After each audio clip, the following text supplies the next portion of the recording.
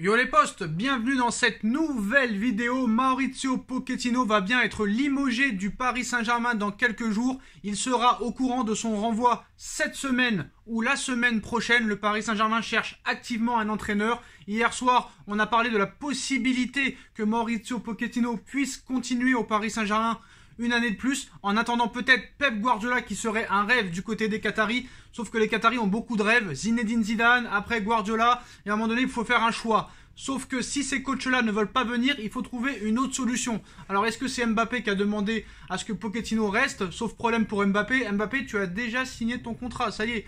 Tu es enfermé pendant 3 ans au Paris Saint-Germain. C'est le risque à prendre quand tu signes une prolongation de contrat ou un contrat au Paris Saint-Germain.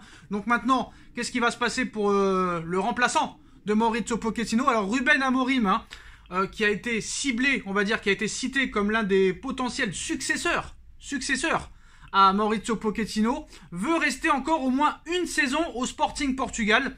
Donc il est évoqué depuis hier comme aussi une possibilité pour s'asseoir sur le banc. Sauf que le problème, c'est que s'il reçoit très clairement une grosse offre de la part du Paris Saint-Germain, ce sera difficile pour lui d'accepter. Alors, les postos, la grosse info, la très très grosse info arrive dans quelques minutes.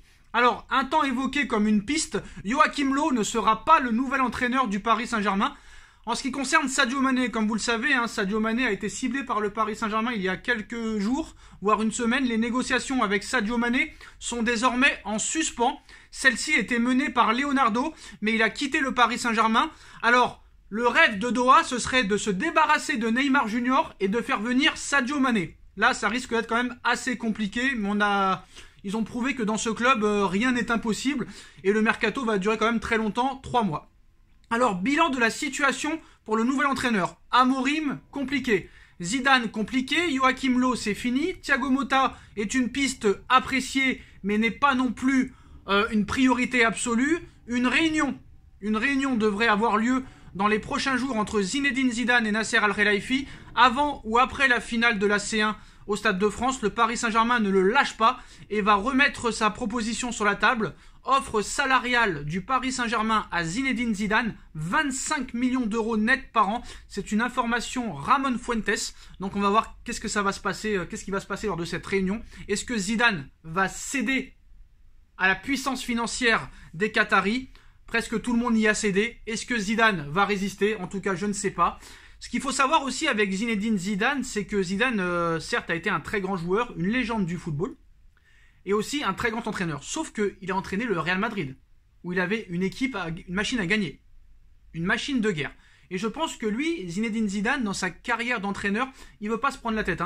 Il veut prendre carrément une très grosse équipe.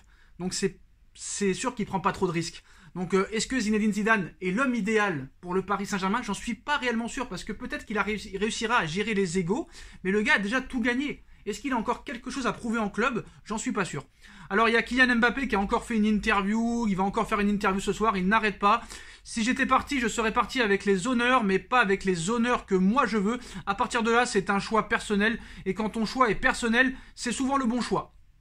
En ce qui concerne Marquinhos, discussion en bonne voie pour la prolongation de Marquinhos jusqu'en 2027. Il attend de connaître les changements au sein du club, mais il espère signer avant le début de la prochaine saison.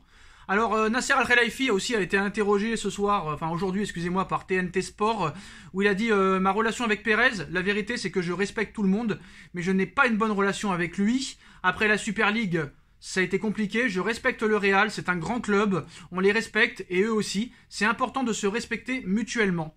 Alors, Angelo Castellazzi n'a pas encore été démis de ses fonctions par le Paris Saint-Germain pour l'instant. Celui qui était l'adjoint de Leonardo espère pouvoir rester au club. Je pense que c'est pas une bonne nouvelle. Alors, Luis Campos est le nouveau directeur sportif du Paris Saint-Germain. C'est officiel maintenant. Les négociations sont terminées. Il ne manque plus que les signatures officielles. Il va entrer en fonction au cours de la semaine prochaine. Donc voilà, première bonne nouvelle. Maintenant, il va falloir qu'il fasse ses preuves. Kylian Mbappé aussi qui dit à RMC Sport: je serais parti comme un grand joueur, mais pas comme un joueur phare, comme un joueur emblématique, comme je voulais l'être. Avec ce nouveau contrat, je me donne l'opportunité de marquer définitivement l'histoire du Paris Saint-Germain. C'était vraiment l'argument aussi qu'on pouvait mettre dans nos têtes pour savoir qu'il allait prolonger. Alors, avec Luis Campos, c'est la fin du Club Med au Paris Saint-Germain. Avec Luis Campos, c'est la fin du Club Med au Paris Saint-Germain, explique-t-on au siège du club. Ses idées sont claires. Tout pour le football. Rien pour les paillettes. C'est ce qu'on demande depuis des années. On espère que très clairement maintenant, ce sera la vérité. Donc il devrait signer son contrat dans les prochaines heures, voire dès ce jeudi. Donc voilà, hein, fin de la récréation, fin de l'école maternelle. Maintenant, on pense qu'au football. Alors, l'information, la très grosse information. Déjà, c'était une grosse information. Hein. Cette information au siège du club, comme quoi maintenant avec Luis Campos, c'est terminé les paillettes, c'est terminé les fêtes, les anniversaires, etc. Alors, en ce qui concerne le poste d'entraîneur, information Le Parisien, qui a quand même annoncé la prolongation de Kylian Mbappé il y a quelques semaines, et ils ont eu raison.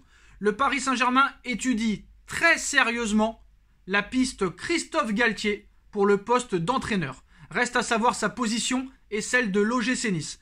Ruben Amorim ne viendra pas au Paris Saint-Germain. Thiago Motta a très peu de chances d'être nommé au poste. En interne, on nous explique qu'on veut recruter le maximum de joueurs français et qu'on veut mettre sur le banc un entraîneur français. La priorité reste Zidane. Si Zidane refuse, Christophe Galtier est une piste très sérieuse. Christophe Galtier au Paris Saint-Germain, oui ou non?